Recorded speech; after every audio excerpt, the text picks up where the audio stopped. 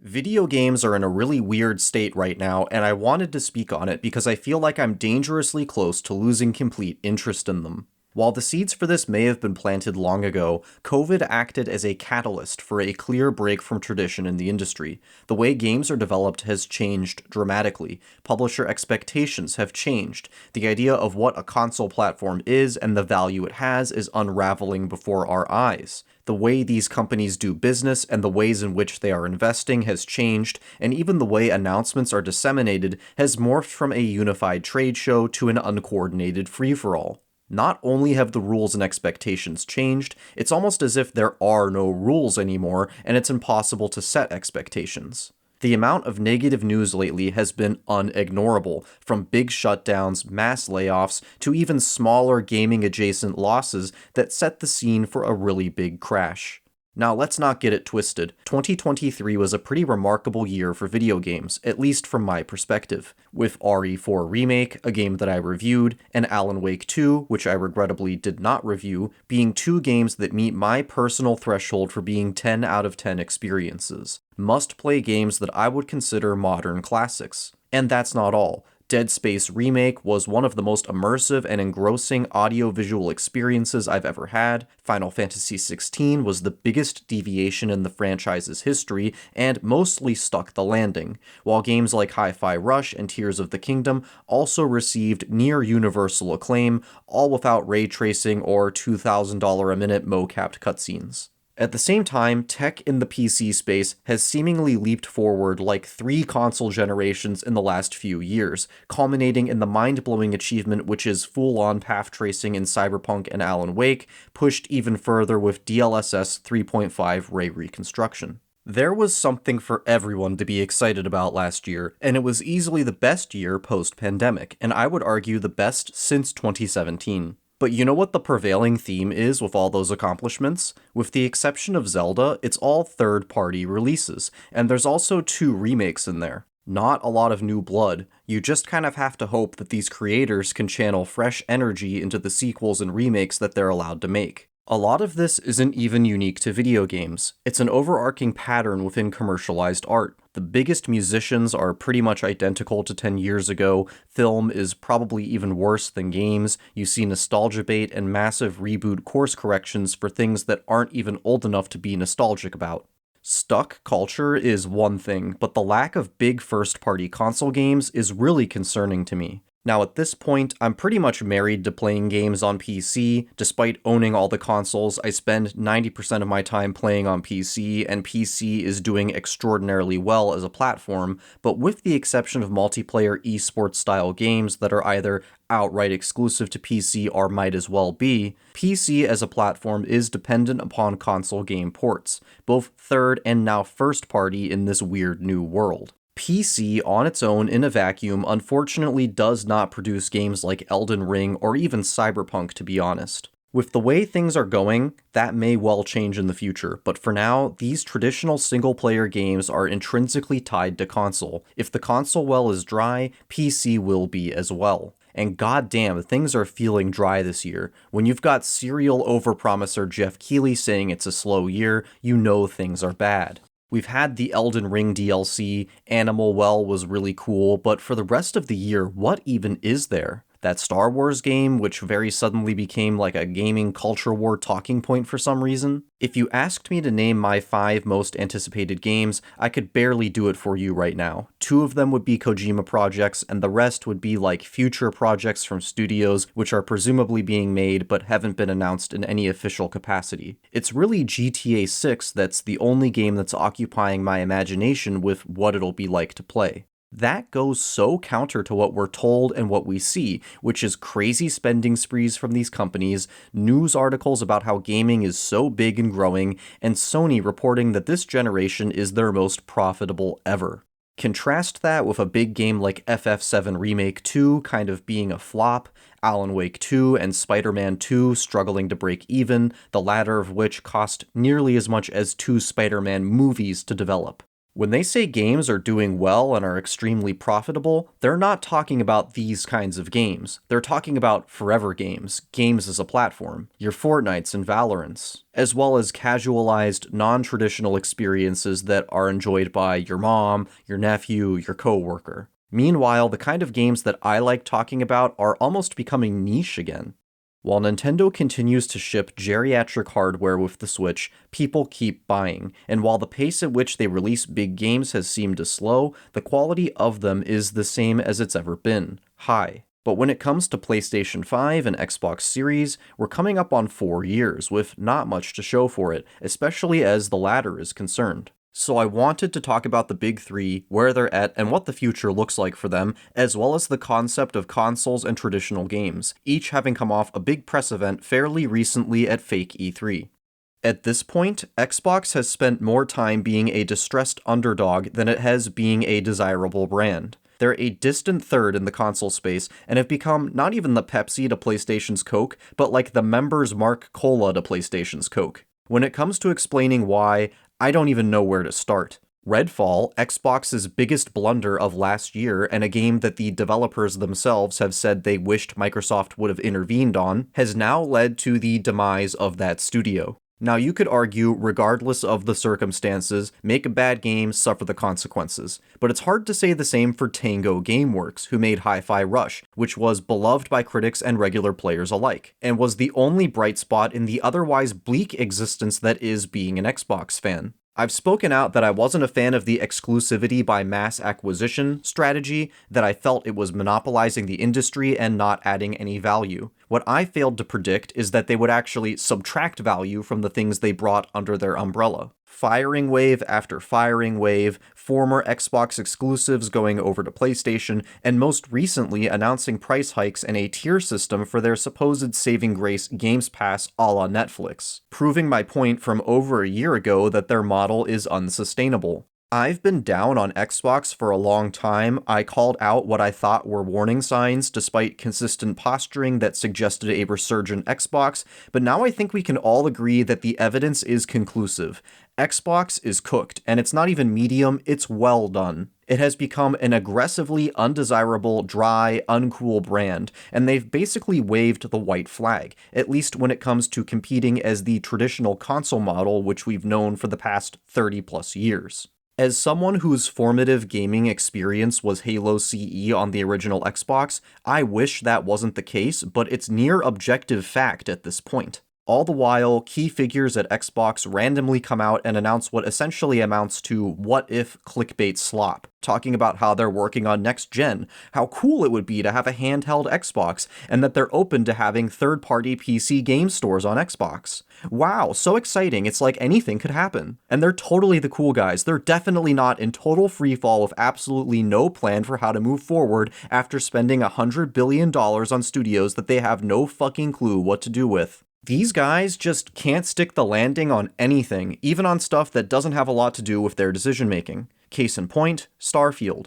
The game was well into development and announced before Microsoft ever made a bid on Bethesda. It was always going to come out, and then it became the next big thing for Xbox and was a massive dud. It almost feels like the game didn't come out. I played it for 20 hours, completed a few of the big side quest lines, and had to stop. I couldn't stomach a single second more. Now this is a BGS game. Fallout 3, Fallout 4, Oblivion, fucking Skyrim. Everyone plays these games. The only thing bigger is Rockstar stuff, and yet there is not one meme, not one quotable I've seen on the internet referencing this game or anything from it. I see Skyrim or Bethesda Fallout stuff in my feed at least once a week. These games, regardless of what you think of them, are shared collective experiences. Starfield clearly didn't hit that mark, and regardless of sales numbers or reviews, that really says something. The ironic part about the massive, somewhat self-inflicted rain cloud surrounding Xbox is that they now finally have a compelling slate of upcoming games, all coming within the next year and going up against a Sony lineup which has only one game with a confirmed release window. The new Doom game looks like a blast, can't wait to play it, and while the gap between it and Eternal appears to be iterative rather than the transformative leap from 2016 to Eternal, this looks like a fresh spin-off. Much of that sentiment also applies to the pleasant surprise which is Gears E-Day. While I would have preferred to see the coalition on something all new, non-Gears, that's not realistic given the studio exists to be the custodian of Gears. But this back-to-basics prequel approach is the next best thing. Gears 4 and 5 are very competently made games, but after going back to Gears 1 via backwards compatibility not too long ago, I realized how far the series has drifted away from its stark, gritty roots. I don't think the Gears brand has really resonated very much with the general public since 3, so going back to that old feel might be what the franchise needs to bring people back, and hopefully this prequel can also help me make sense of the lore, because it's always been a mystery to me. You know what else is a mystery?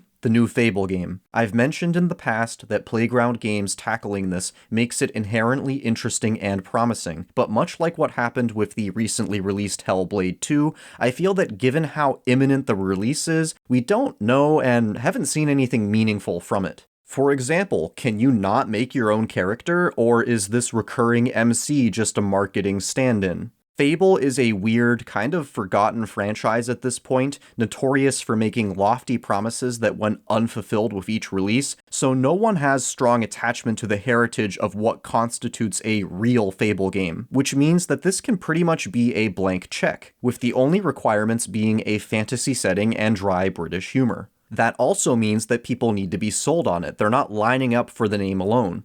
This is not the kind of title where you can market it vaguely and get away with it like a Kojima game. This is a time where expectations need to be pretty clearly set, or it could result in ruin. Indiana Jones is another one that has potential, but is also not a surefire hit, and could incense people who were expecting it to be a different kind of game. The first-person, old-school PC game style appeals to me, but even I have to admit this is not the format I was anticipating it to take when it was announced in 2021. Machine games are also far from a household name and have not put out a full-length game since 2017. Given how high-profile the license is, it's shocking how weird this game is, and I can't wait to both play it and see how it does later this year. Even if only 2 of these heavy hitters land, that's more than Sony has going for them right now. But the issue is, it does almost nothing for the Xbox brand. Doom was announced to be on PS5 day and date, and the biggest news item from Gamescom was that Indiana Jones is coming to PS5, and given that it's not even out yet on Xbox, the staggered release feels less like an exclusivity window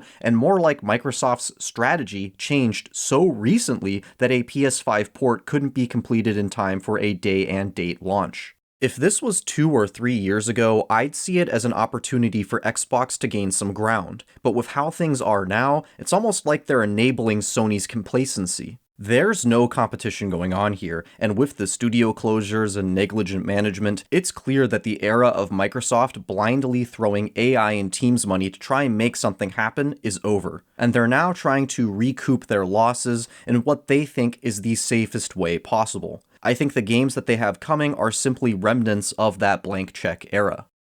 Compared to Xbox's glorious Hindenburg-level deep frying, the cooking of PlayStation has been much more of a frog-boiling affair, but in recent months, it feels like the heat turned up quickly enough for the frog to jump out of the pot. If the daily onslaught of memes about PS5 having no games is anything to go by.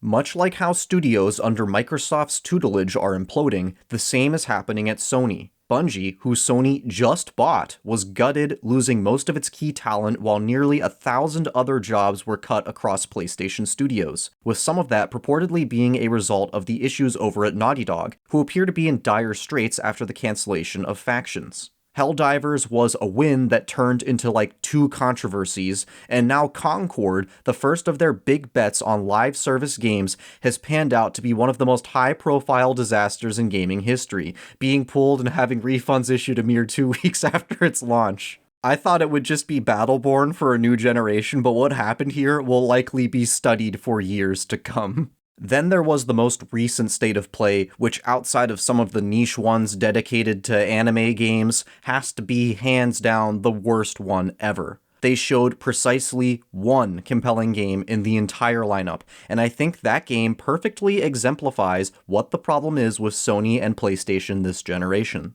It's, of course, Astro Bot, a $60 standalone full-fledged sequel to the charming PS5 pack-in game that really exceeded expectations and is arguably still one of the better PS5 games. It might already be out by the time you watch this. I'm very excited to play it, and despite the murmurs of its existence beforehand, it's still anomalous for this game to exist at all. Sony doesn't make lighthearted platformers anymore. They also don't make smaller games. $60 instead of $70, but still. Much like how Hi-Fi Rush hit for Xbox, it suggests a really stagnant platform when a game which should be more of a hidden gem, a small treat, dominates the conversation and becomes the standout due to a lack of fucking standouts. Other than FF7 earlier this year, this is the only big single-player PlayStation exclusive release this year, and the first notable PlayStation Studios game since Spider-Man 2. I think the PS5 is a great piece of hardware, love the UI, love the DualSense, and it does have some standout games like Demon's Souls Remake, Returnal, and Ratchet & Clank, but at the rate we're going at, this is going to be one of the most sparse console libraries in history, like Wii U level. And apparently, it doesn't matter. PS5 is selling like crazy, and Sony are happy with the state of the brand. So what's going on here? Am I wrong? Well, yes and no. They're selling a ton of hardware, people now play the same handful of yearly releases and forever games, and Sony makes a killing off of that, taking a cut of all the in-game purchases and selling PS Plus subscriptions. From their perspective, if you can get away with doing nothing, why would you take risks on expensive one-off single-player games that create most of their revenue in the first 3 months? In 2007, a lack of games and disastrous titles like Haze meant that things would go financially bad, but in 2024, the model has changed. There's no incentive to make stuff, and it feels like they're only a generation away from becoming Valve, essentially. When Sony started announcing all these live service games over the past few state of plays, you didn't have to be Nostradamus to know what the thinking was or how it would pan out. I don't think PlayStation is cooked in the way Xbox is. This is much more of a slow cooking, and just now people are really starting to realize it. They still have multiple prestigious studios under their belt who haven't even had a real shot at PS5 yet. Sucker Punch is certainly making something. Naughty Dog canceled their only officially announced project and have remastered literally all of their modern games, so at this point they are forced to put out something new. Kojima has 2 projects with Sony. The second seems really far out, like next decade far out, but he's making challenging, boundary-pushing games for Sony. But right now, looking at the list of upcoming PS5 exclusive games, the only one with a date attached to it is Death Stranding 2. The remaining titles consist of Wolverine, which, after Spider-Mid 2, is not a guaranteed surefire hit, Fair Game $, which is likely going to be another Concord, Marathon, which could have been another Concord, but may very well not see the light of day after what happened at Bungie, and the KOTOR remake, which is clearly in development hell. Before writing this, I didn't realize the lineup was so slim, or that Death Stranding 2 was the only game with a date. It's one of those moments where I feel like I need to check the data again because that can't possibly be right. Things are just weird with PlayStation. You almost want to hope that they have a tactical nuke in their back pocket or something, that they're just being secretive and tepid about announcing things, not wanting to come out too early only for projects to be indefinitely delayed, but I don't think that's the case. There is one open secret though, PS5 Pro, which has been reported on heavily for the last year, and is now apparently due for an official announcement any day now. New hardware is cool, and the specs and features touted for it bring a lot of the advantages of what Nvidia is doing, but I'm just left wondering what the possible justification for it could be, seeing as there is literally no game to coincide with it and showcase the hardware. Not to mention, the existing hardware feels like it's barely been exploited. I think Sony can get away with this zombie autopilot generation for a bit longer, but people are going to lose interest in the brand, and high-profile failures like Concord further damage it. They might not have to compete with Microsoft anymore, but they do have to compete for people's attention, and big event games like God of War and Uncharted capture people's imagination and keep them interested in gaming. Their telemetry probably suggests that everyone is happy playing Madden, Fortnite, and COD for eternity, but just look at those memes. The general public, not just the hardcore enthusiast, feels that the PS5 is a snoozer, and that's eventually going to be a problem. When it comes to making people excited about video games, they're doing an objectively horrible job of it, and if it weren't for Xbox publicly executing themselves for 2+ years straight, I feel like the air around Sony would be even more antagonistic than it has already become.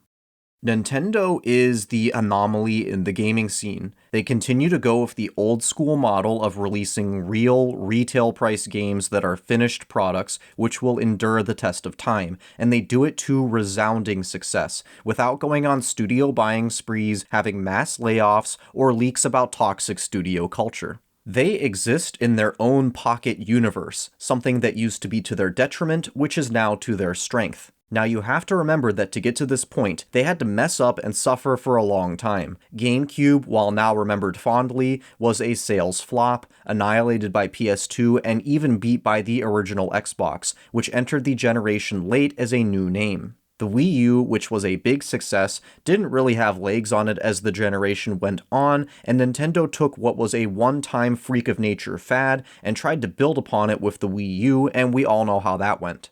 With Switch, they finally took the idea of an unconventional console in a direction that added consistent value that was appreciated by everyone. And, more importantly, they continue to deliver games which reach the level of quality that they built their reputation on. While the output has slowed in the tail end of this generation, the Switch will likely go down as having one of the all-time great console catalogs, up there with PS2, GameCube, and PS4, without even accounting for all the Wii U ports as well as third-party support, which is sometimes of questionable quality, but there nonetheless.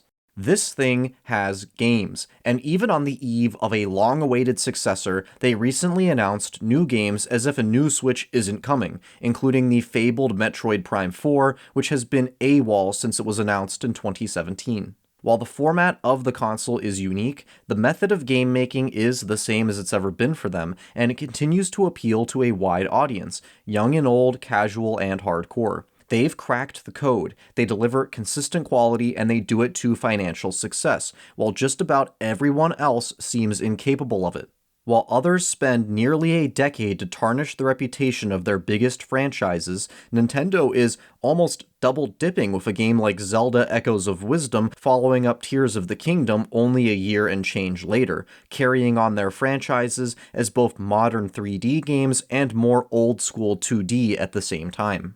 I think the success of Nintendo and the ravenous hunger for GTA 6 can tell us a lot about what the future landscape of game releases will look like. Nintendo games, while beautifully made in their own right, are not exactly pushing the limits of technology, which inherently makes their production much less complicated and less expensive. This is going to have to be the path forward for others as well. They'll either have to scale back on production value or scale back on scope, all while being laser focused on appealing to a very specific niche. GTA 6 is the flip side of that. AAA evolving into quadruple A, once-in-a-generation titles that everyone coalesces around to record-breaking sales numbers, perhaps even going beyond the new $70 standard. I don't think that's out of the question with GTA 6. Remember, Nintendo, who still stick with the $60 MSRP, randomly charged $70 for Zelda last year, and no one seemed to care. All of the middle-of-the-road AAA slop like Star Wars Outlaws, Far Cry, or Suicide Squad, I don't think those kinds of games will be able to get greenlit for much longer. While those games specifically are pretty undesirable, I don't think having the biggest game ever every 5 to 8 years and then smaller niche titles in the background is a healthy place for the industry to be in. All the while, I think the value of consoles is eroding. I don't mean that in a PC elitist way. A $500 console provides an infinitely better Alan Wake 2 experience than a $500 PC and is the easiest way for people to play these games, but these systems are not unique anymore. Nintendo is again the outlier, their system is unique, and their developers have been able to squeeze every microgram out of that NVIDIA Tegra to the point where you can barely tell that the Switch is soon to be replaced. But that's not the case with the other two since they switched to conventional x86 AMD APUs last gen. There is no cell processor to master or X factor to exploit. It doesn't feel like the developers grow with the hardware anymore, and I think the existence of the Pro consoles proves that. Astrobot is the only game I've mentioned in this entire video that could be argued to be a console exclusive for hardware reasons due to how it leverages the DualSense. But outside of that, any kind of console exclusivity is beginning to feel like artificial exclusivity. It's really hard to have an optimistic outlook when things have become so bland and depressing. I do want to see how GTA 6 turns out, as well as the upcoming Xbox games and Sony's 2 games, but what little is left is beginning to feel less like an exciting hobby and more like the final remnants of a once great collapsed civilization. I'd be really interested to hear how you guys feel about this. Let me know, and thanks for watching.